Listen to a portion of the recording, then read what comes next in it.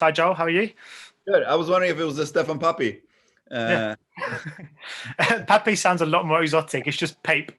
Yeah, much more dull. It's funny because I don't usually get the kind of the sense of a journey a movie goes on, but I actually saw The Informer about 16 months ago when it came out in the UK. And yeah. obviously, it's now being released theatrically in the US, which has really kind of shown me the longevity of the experience that an actor has on a project. What's it like talking about a film this long after you've made it? And does it keep the kind of experience alive in some ways when you do press?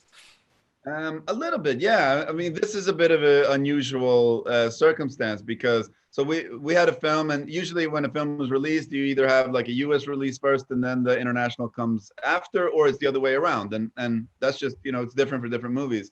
This one we had an international release first, and it was a staggered release, and then it was going to have its US release, and then the company that was going to release it in the US, they went bankrupt, so the film ended up in this limbo.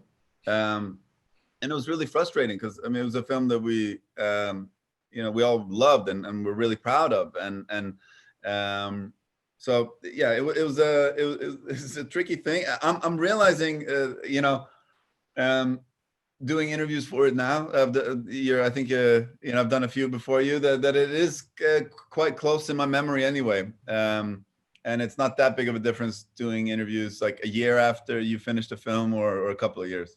I mean, it's an incredible cast in this. I mean, obviously you're leading the cast, but I mean, Rosamund Pike, Anna de Armas, Common, Clive Owen. How much, as an actor, when you're on set and you're around talent and experience like that, how much does that raise the game of everyone around you when you're surrounded by such incredible performers?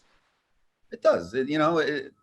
Um, many times there's a little blemish on the cast here and there, and then you have kind of to work your way around it. Or here, it's everyone is at the top level, so it just makes it more fun. I mean, it really is the thing when you're playing with people at a high level. It's just more fun. You can throw things at them, it will come back, and it very much frees you up. It's a freeing experience more than anything. And I think a lot of people that aren't on the same level, they are a little bit more uptight. Um, they lack the confidence to just to play with it. And here it was just it was. I only had a couple of days with Clive, for example, but it was a treat. It was a treat. And every time you look into his eyes, it's 100% presence, 100% there, and everything just elevates a little bit. It feels a little bit more real. And the same thing with Rosamund. Like me and Rosamund are friendly, um and so we were looking for something to do together. And so when this came around, and Andrea, he put his magic touch on it, and really elevated the script and created more depth for the characters. And yeah, and then I hadn't seen Anna in much before we worked with her, but it was clear to me. I was like, okay, yeah, this girl is gonna have a monster career. Yeah, Um, yeah. Here, and incredible talent, and just super, just has this temperament where yeah, she really had a Latina fire.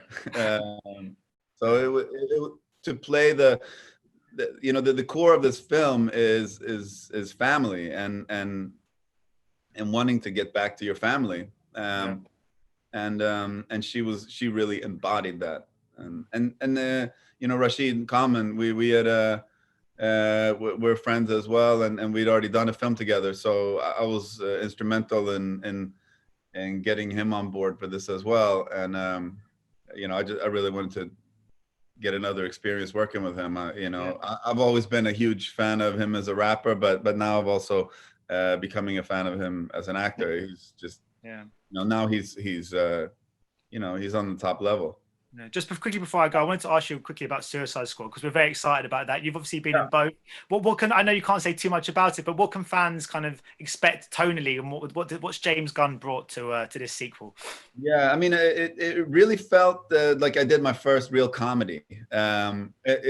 James has this unique quality of, and he has just such confidence in the genre that you know, when I read the script, like I was like struck by, like, I'm laughing at every page. Every page is funny, and he has this confidence in his storytelling and in this genre where he can, you know, he can go from something being so silly and childish, and then just quickly go to you know, something that's really emotional and real, and the pendulum swings really quickly back and forth between those things, and that's difficult to do, and he does it so effortlessly, both in his writing and in his direction.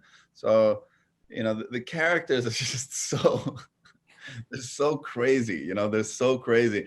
And he also got Warner Brothers to agree to do this. It's a hard R-rated film that's also really childish. So you can imagine what a mess that's going to be. Yeah, brilliant. I can't wait for it. Well, thanks so much for your time today, Joel. It's been a real pleasure. Yeah, pleasure talking to you too. Take care. Bye-bye. Ladies and gentlemen, you're watching Hey You Guys! Hey You Guys, huh? Hey, you guys. Is that from the Goonies? It is indeed, yes. Nice. Hey, you